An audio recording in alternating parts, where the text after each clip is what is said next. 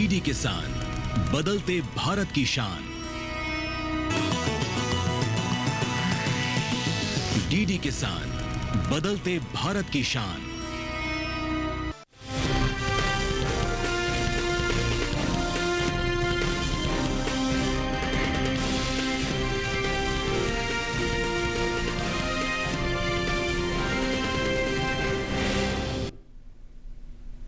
नमस्कार, आप देख रहे हैं दूरदर्शन किसान मंडी खबर में आपका स्वागत है। मैं हूं अंजू सिंह। अगले आधे घंटे में हम आपको देंगे देश भर की प्रमुख मंडियों का हाल, कौन से कृषि जिन्स के दाम चढ़े और किस में आई गिरावट, और बाजार का रुख क्या है, किस ओर बढ़ सकता है। आज खास तौर से हम चर्चा करेंगे केला, मक्का, सरसों, आलू, चीनी और अदरक की। इसके अलावा भी कई और जिन्सों के भाव आप मंडी खबर में जान सकेंगे। लेकिन सबसे पहले एक नजर डालते हैं आज की सुर्खियों पर। खैर मंडी में 600 रुपए उछलकर हुई केले की खरीद। श्रीगंगानगर मंडी में 200 रुपए टूटे भाव।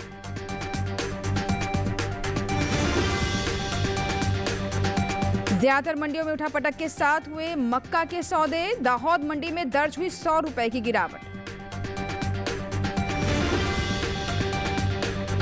और अदरक का निर्यात 1 लाख टन के पार। कुल्लू मंडी में 7,500 रुपए पर बिका अदरक।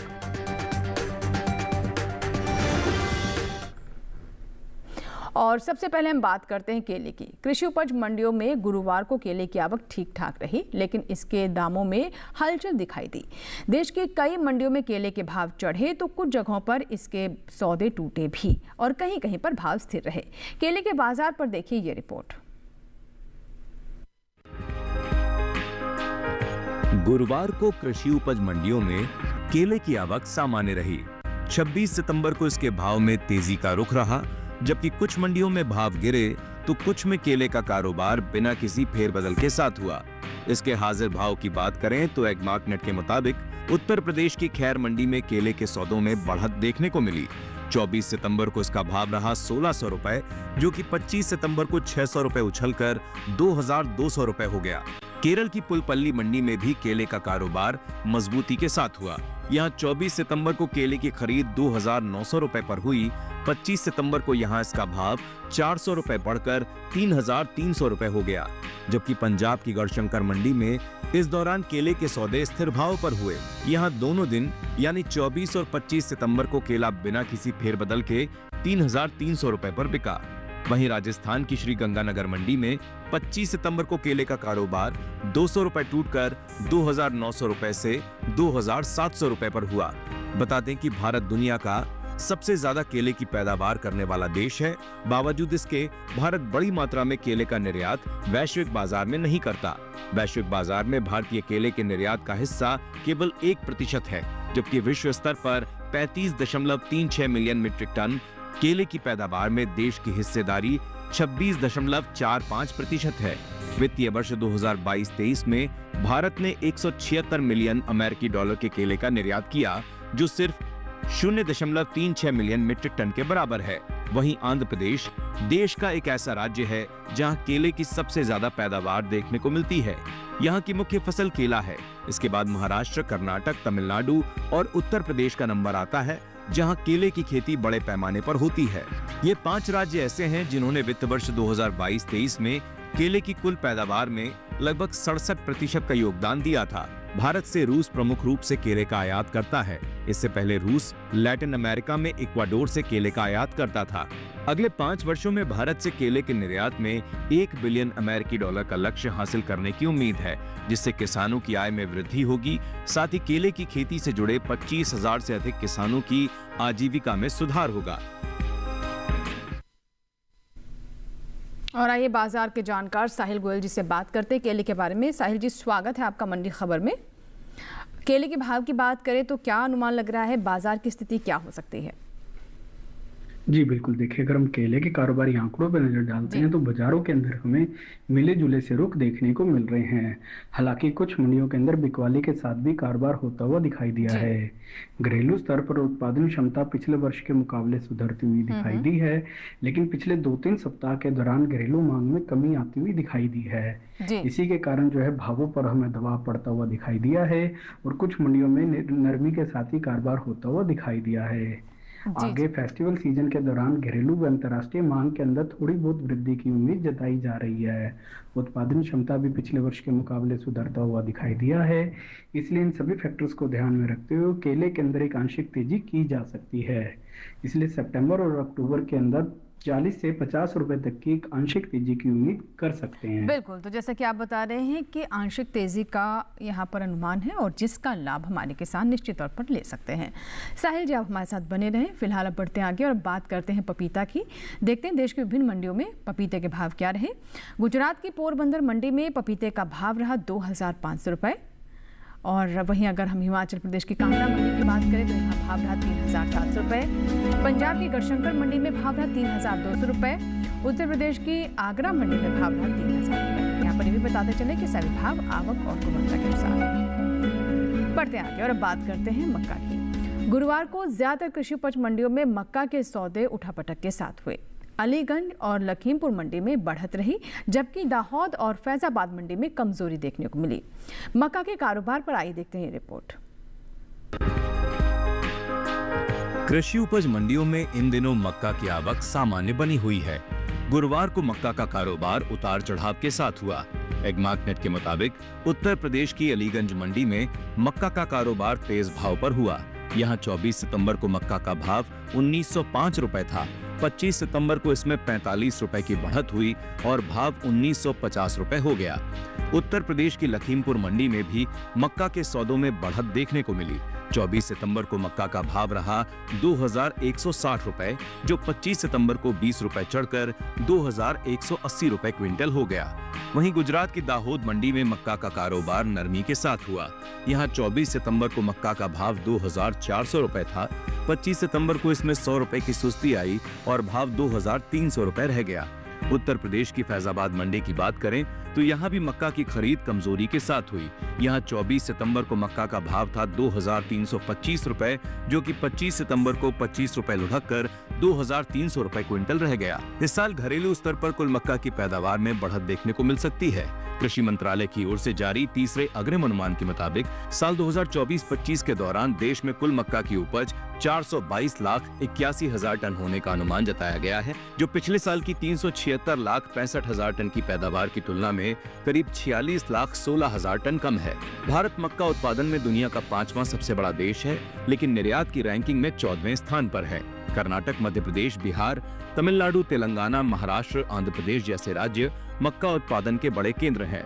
हालांकि उत्पादन काफी अधिक है, लेकिन घरेलू खपत ज्यादा होने से निर्यात सीमित रह जाता है। एपीडा के ताजा आंकड़ों के अनुसार साल 2024 में भारत ने 14,42,000 मीट्रिक टन मक्का का निर्यात किया, जिसकी कीमत लगभग 443 मिलियन अमेरिकी डॉलर रही। और आइए बात करते हैं एक बार फिर से साहिल गोयल जी से, जो कि हमारे साथ लगातार फोन लाइन पर बने हुए हैं। साहिल जी, मक्का के बारे में क्या बताना चाहेंगे, जो वैश्विक बाजार है उसकी स्थितियों के बारे में भी? जी, के कारोबारी आंकड़ों पे नजर डालते हैं तो बाजारों के अंदर हमें काफी ज्यादा उतार चढ़ाव देखने को मिल रहा है। हालांकि मंडियों के अंदर आवक जो है पहले से हमें सामान्य होते हुए नजर आ रही है। घरेलू स्तर पर उत्पादन क्षमता में पिछले वर्ष के मुकाबले सुधार आता हुआ दिखाई दिया है, लेकिन लगभग सभी मंडियों के अंदर जो भाव है उसमें हमें कमजोरी देखने को मिल रही है। पिछले वर्ष की तुलना में इस वर्ष घरेलू मांग में लगभग 2 से 4% तक की गिरावट हमें देखने को मिली है। निर्यात मांग में भी पहले से हमें सुस्ती आते हुए दिखाई दी है। यही एक मुख्य कारण है कि ज्यादातर मंडियों में हमें नरमी के साथ ही कारोबार होता हुआ दिखाई दे रहा है। आगे हालांकि त्योहारी सीजन में ऐसी उम्मीद की जा रही है कि भावों को जो है निचले स्तरों से थोड़ा बहुत सपोर्ट मिल सकता है और घरेलू मांग में भी थोड़े बहुत सुधार की गुंजाइश लग रही है। इन सभी फैक्टर्स को ध्यान में रखते हुए किसान भाई बहन मक्का के अंदर एक आंशिक तेजी करके चल सकते हैं।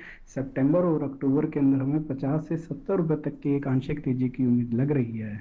बिल्कुल बिल्कुल। तो चलिए इसी के साथ ही यहाँ पर दर्शकों को बता दें कि हमारे लिए वक्त है एक छोटे से ब्रेक का, लेकिन ब्रेक पर जाने से पहले एक और जानकारी आपके लिए कि आप मंडी ट्रेंड या फिर क्या बाजार भाव चल रहा है, किस फसल के लिए किस तरह की स्थिति है और पूरे देश में कहाँ आप अपने उपज को अच्छे भाव पर बेच सकते हैं। इसके लिए आप ई-नैम से जुड़े, यानी आप अपने मोबाइल फ़ोन या कंप्यूटर पर बैठकर आसानी से देश के किसी भी कोने में अपनी उपज को अच्छे दामों पर भेज सकते हैं और बाजार की नब्ज पर भी नजर रख सकते हैं। ब्रेक लेंगे और ब्रेक के बाद जब वापस आएंगे तो बात होगी सरसों और आलू की। आप देखते रहे दूरदर्शन किसान, बने रहे मंडी खबर के साथ।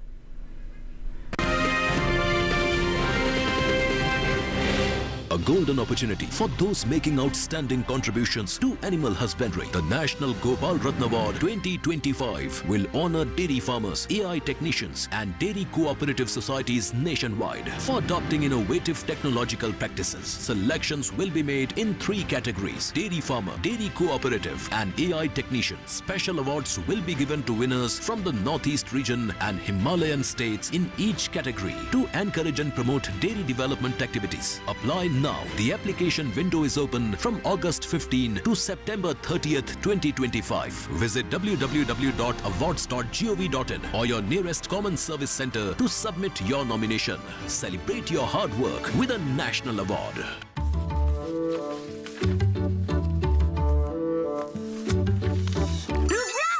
ये क्या है? असली नोट? ब्रो, ये फटा है।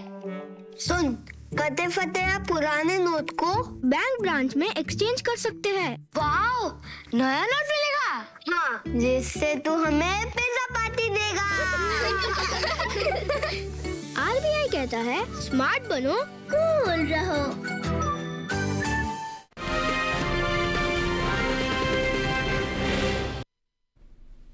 ब्रेक के बाद एक बार फिर आपका स्वागत है। आप देख रहे हैं मंडी खबर और बुलेटिन के इस हिस्से में हम जानेंगे आलू के बारे में, लेकिन पहले बात सरसों की।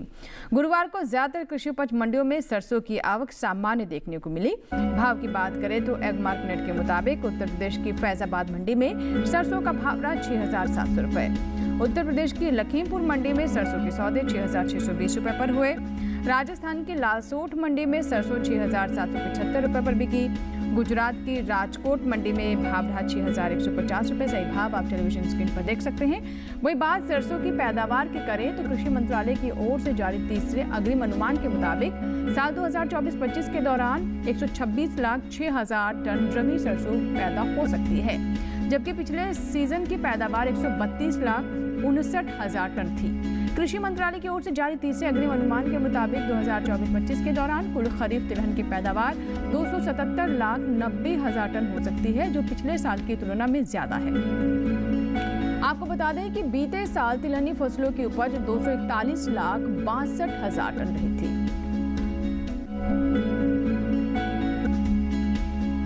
और आइए साहिल गोयल जी से एक बार फिर से बात करते हैं। साहिल जी, अभी हमने अग्रिम अनुमान के बारे में भी बताया, फिलहाल बाजार कैसे रिएक्ट कर रहा है, बाजार की क्या स्थिति है?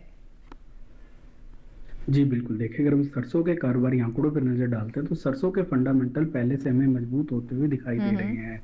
सबसे पहले हम घरेलू आंकड़ों पर नजर डालते हैं तो हम देखते हैं कि इसका जो उत्पादन है पिछले वर्ष के मुकाबले सुधरता हुआ दिखाई दिया है। जी जी। घरेलू स्तर पर जो मांग है उसमें भी हमें लगभग 2 से 3% तक की वृद्धि देखने को मिली है। त्योहारी सीजन के अंदर भी ये मांग हमें और बढ़ने की उम्मीद लग रही है। पिछले वर्ष की तुलना में इस वर्ष लगभग 3% तक की वृद्धि का अनुमान लगाया जा रहा है। अब अगर हम अंतर्राष्ट्रीय मांग की भी बात करते हैं तो पिछले वर्ष की तुलना में अंतर्राष्ट्रीय मांग में भी अच्छा खासा सुधार देखने को मिला है और सरकारी प्रयासों से निर्यात मांग जो है साल दर साल हमें बढ़ते हुए ही दिखाई दे रही है।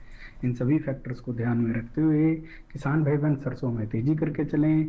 सितंबर अक्टूबर के दौरान हमें 200 से 300 रुपए तक की तेजी देखने को मिल सकती है। जी जी जी बिल्कुल ठीक है साहिल जी, आप हमारे साथ बने रहें। तो ये तो बात हुई कि क्या स्थिति है फिलहाल बाजार की। बढ़ते आगे और अब बात करते हैं अनार की। अनार के भाव क्या रहे देश की विभिन्न मंडियों में, आइए उस पर नजर डालते हैं। हरियाणा की गुरुग्राम मंडी की बात करें तो यहाँ पर अनार का भाव रहा 7,500 रुपये। हिमाचल प्रदेश की कुल्लू मंडी में भाव रहा 6,000 रुपये। पंजाब की गुरदासपुर मंडी में भाव रहा 8,200 रुपये।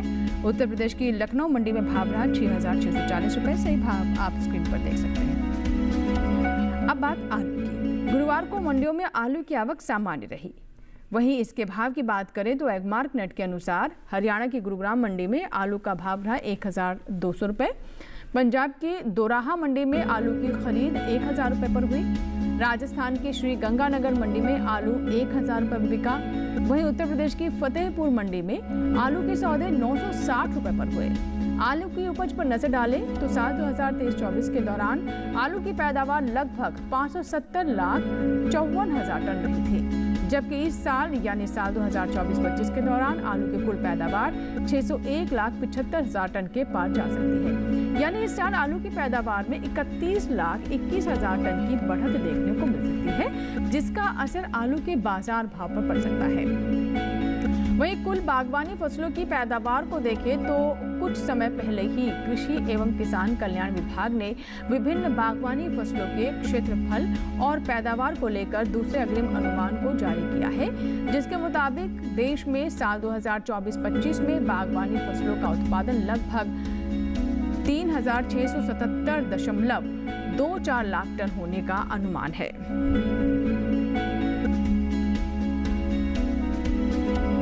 और आइए साहिल गोयल जी से बात करते हैं। साहिल जी, अभी हमने आलू के बारे में बताया और बागवानी फसलों की जानकारी भी दी।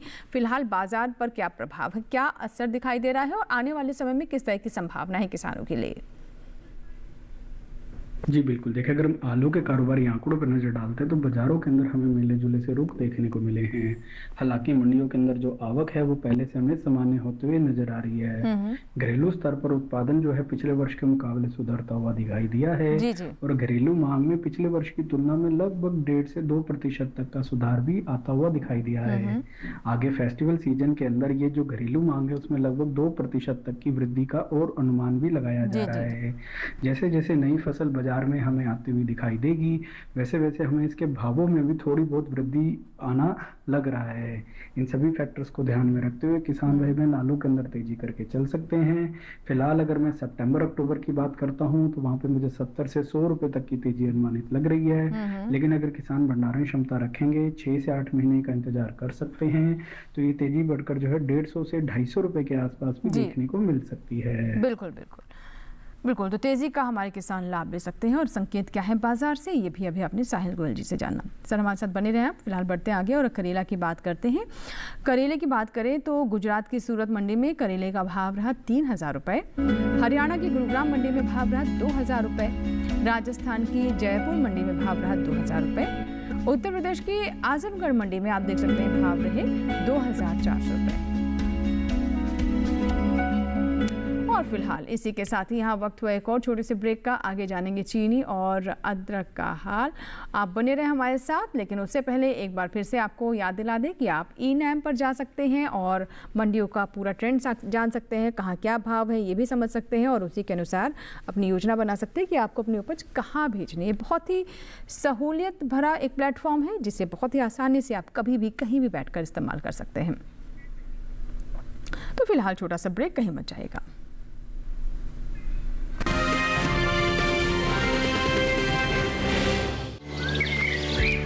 पता है कल जो है मेरे घर पर एनएसओ के अधिकारी आए थे, मैंने तो उन्हें सारी सही जानकारी दे दी। हाँ मेरे घर पे भी आए थे। अच्छा, तो मैंने भी उनको सारी जानकारी दी। ये एनएसओ क्या है और क्या जानकारी दी आप लोगों ने उन्हें? अरे एनएसओ यानी नेशनल स्टैटिस्टिक्स ऑफिस, जो इस समय पूरे देश में हाउस होल्ड हेल्थ एक्सपेंडिचर सर्वे कर रहा है, जिसके अंतर्गत पूछा जा रहा है कि पिछले 1 साल में किस तरीके की बीमारियां हुई हैं, कितना खर्चा आया है और बीमा का फायदा हुआ या नहीं। और अगर किसी घर में महिला माँ बनी है, कोई टीकाकरण की गई जाँचें और डिलीवरी किसके द्वारा हुई, कहाँ हुई, और सबसे जरूरी बात माँ और बच्चा सुरक्षित है या नहीं। और ऐसी स्वास्थ्य संबंधी जानकारियाँ इकट्ठी की जाती हैं और हमसे साझा की गई जानकारी के द्वारा सरकार ये तय करती है कि आने वाले समय में स्वास्थ्य संबंधी नीतियाँ कैसी हों, सुविधाएं बेहतर कैसे बने। और सबसे महत्वपूर्ण बात, ये सारी जानकारी 100% गोपनीय रखी जाती है। हमने तो अपनी जिम्मेदारियां निभा दी, अब बारी है आपकी।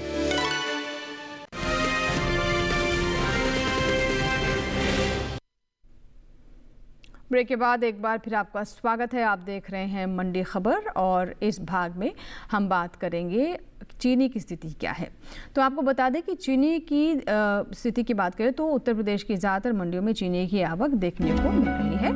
भाव पर नज़र डालें तो एगमार्क नेट के मुताबिक गुरुवार को उत्तर प्रदेश की फैजाबाद मंडी में चीनी का भाव रहा 4180 रुपये, लखीमपुर मंडी में चीनी 4150 रुपये पर बिकी।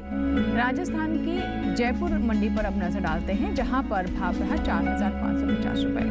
बता दें कि कृषि एवं किसान कल्याण मंत्रालय ने साल 2024-25 के लिए प्रमुख खरीफ और रबी फसलों के तीसरे अग्रिम अनुमान को जारी किया है, जिसके मुताबिक घरेलू स्तर पर साल 2024-25 के दौरान खरीफ गन्ने की पैदावार 4501.16 लाख टन होने का अनुमान है, जो बीते साल के मुकाबले ज्यादा है। जबकि साल 2023-24 के दौरान खरीफ गन्ने की उपज 4531.58 लाख टन रही थी। और आइए साहिल गोयल जी से एक बार फिर हम बात करते हैं। साहिल जी, क्या बताना चाहेंगे चीनी के बारे में? जी बिल्कुल, देखिए अगर हम चीनी के कारोबारी आंकड़ों पे नजर डालते हैं तो चीनी के फंडामेंटल पहले से हमें मजबूत दिखाई दे रहे हैं। जी। घरेलू स्तर पर हम देख रहे हैं कि उत्पादन क्षमता में पिछले वर्ष के मुकाबले सुधार आता हुआ दिखाई दिया है और मंडियों के अंदर भी आवक जो है पहले से सामान्य होते हुए नजर आ रही है। जी। जहां तक घरेलू स्तर पर मांग की बात है तो पिछले वर्ष की तुलना में लगभग 2 से 3% तक की वृद्धि अभी तक दर्ज की जा चुकी है, लेकिन आगे त्योहारी सीजन भी आने वाला है और ऐसी उम्मीद की जा रही है कि पिछले वर्ष की तुलना में लगभग 5% तक की घरेलू मांग में हमें वृद्धि देखने को मिलेगी। इसी तरीके के जो कयास हैं हमें अंतर्राष्ट्रीय स्तर पर भी दिखाई दे रहे हैं। अंतर्राष्ट्रीय स्तर पर भी ऐसी उम्मीद की जा रही है कि पिछले वर्ष की तुलना में जो मांग है उसमें लगभग 3 से 6% तक का सुधार देखने को मिलेगा। सभी फंडामेंटल्स जो हैं तेजी की ओर इशारा कर रहे हैं, इसलिए किसान भाई बहन चीनी के अंदर तेजी करके चल सकते हैं। आने वाले समय में 150 से 250 रुपए तक की तेजी अनुमानित लग रही है। चलिए, तो फिलहाल अब बढ़ते आगे और अब फूल गोभी की बात करते हैं। तो फूल गोभी के भाव पर नजर डालते हैं। महाराष्ट्र की पुणे मंडी से हम शुरुआत करते हैं। वहां पर फूल गोभी का क्या भाव रहा वो देखिए। आप देख सकते हैं आप स्क्रीन पर फूल गोभी का भाव दर्ज किया गया 1200 रुपये। वहीं पंजाब की गढ़शंकर मंडी में भाव रहा 1500 रुपये। राजस्थान की अजमेर मंडी में भाव रहा 1500 रुपये और उत्तर प्रदेश की गुलाबटी मंडी में भाव रहा, आप देख सकते हैं, 1100 रुपये। अब बढ़ते हैं आगे और अब बात करते हैं अदरक की। कृषि उपज मंडियों में इन दिनों अदरक की आवक सामान्य बनी हुई है। हाजिर भाव पर नजर डालें तो एग मार्केट के मुताबिक हरियाणा की शाहाबाद मंडी में अदरक का भाव रहा 5700 रुपये। हिमाचल प्रदेश की कुल्लू मंडी में अदरक 7500 रुपये पर बिकी।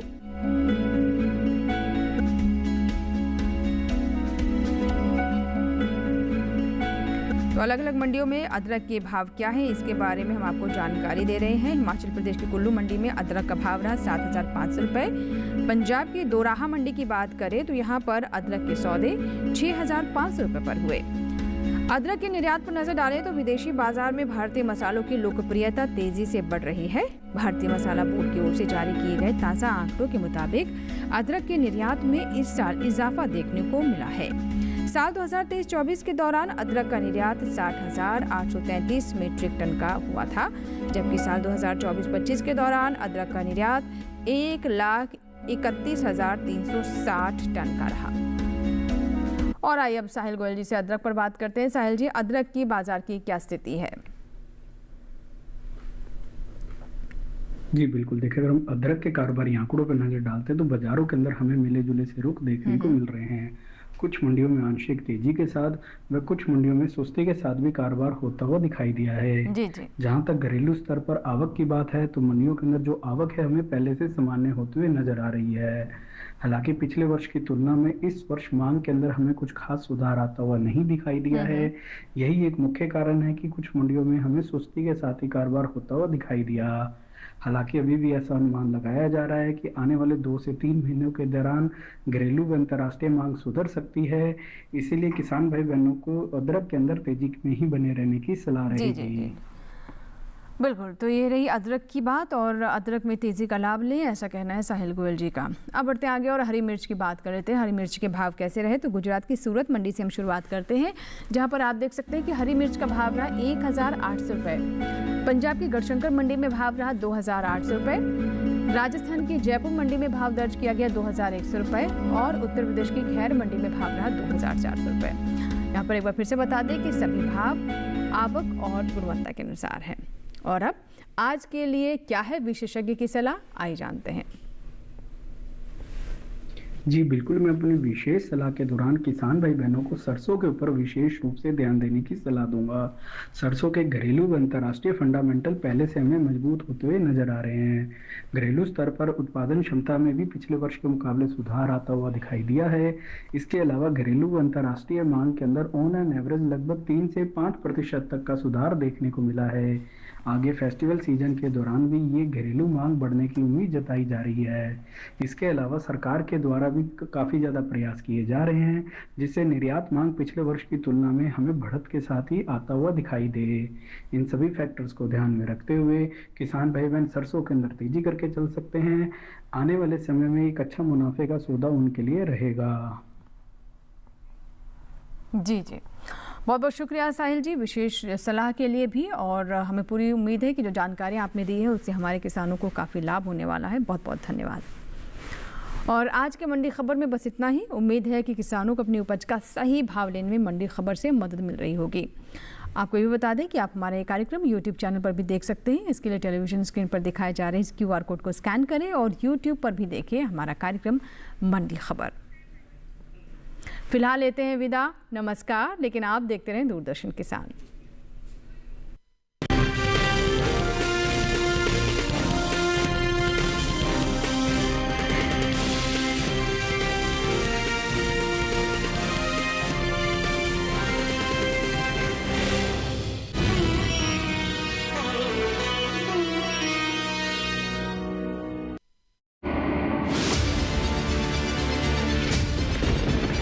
बारिश हो या हो तूफान, ओलावृष्टि या तापमान, या हो पर्यटक स्थलों का पूर्वानुमान, पाला हो या कोहरा हो, या हो वायु की गुणवत्ता,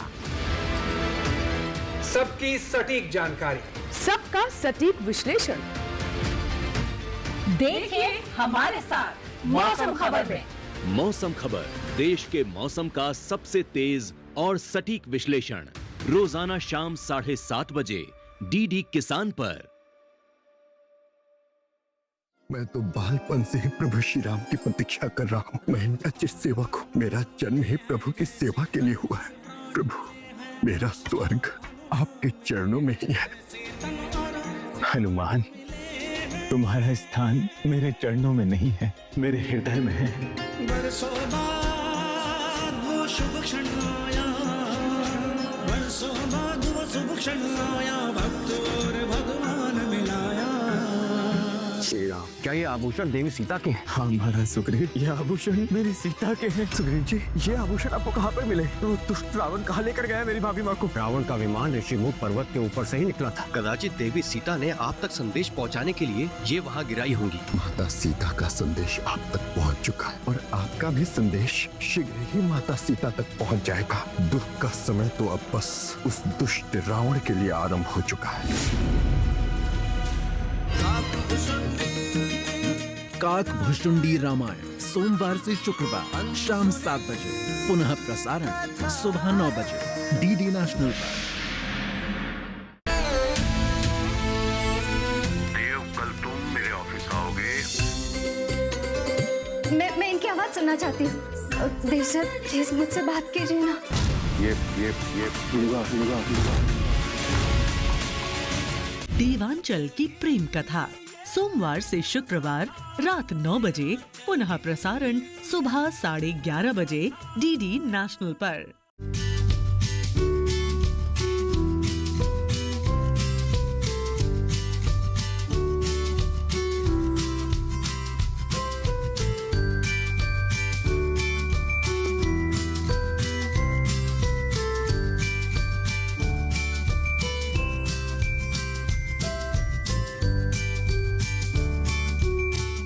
हम उस कमोडिटी की बात करेंगे जिसको कभी गरीबों का अनाज कहा जाता था, लेकिन आज की तारीख में दुनिया के अंदर इसे सुपर फूड की संज्ञा दी गई। 2030 तक मिलेट का बाजार कितना बड़ा हो सकता है? मुझे लग रहा है कि ये 2030 तक जो अभी स्थिति है उससे 2 गुना पहुंच सकता है। अगर फास्ट फूड भी मिलेट बेस्ड बना दिया जाए, जो हेल्थ इंडस्ट्री में टारगेट किया जाए, स्पेशली चाइल्ड और एज्ड लोगों के लिए, तो ये बहुत ही बड़ा अच्छा कदम होगा। फार्मर की इनकम मिलेट में कहां पर इंक्रीज होती हुई दिखाई दे रही है? देखिए अपना कमोडिटी एक्सपर्ट हमारे खास मेहमानों के साथ इस शुक्रवार रात 9 बजे सिर्फ दूरदर्शन किसान चैनल पर।